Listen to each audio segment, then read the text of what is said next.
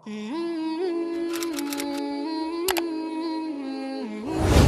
अल्हम्दुलिल्लाह वस्सलातु वस्सलामु अला रसूलिल्लाह अम्मा बाद।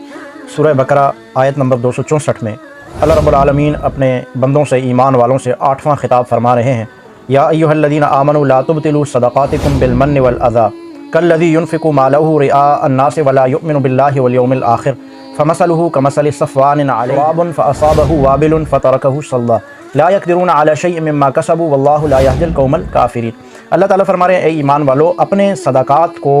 तुम एहसान जताकर और तकलीफ़ पहुँचा कर ज़ाया मत करो, बातिल मत करो।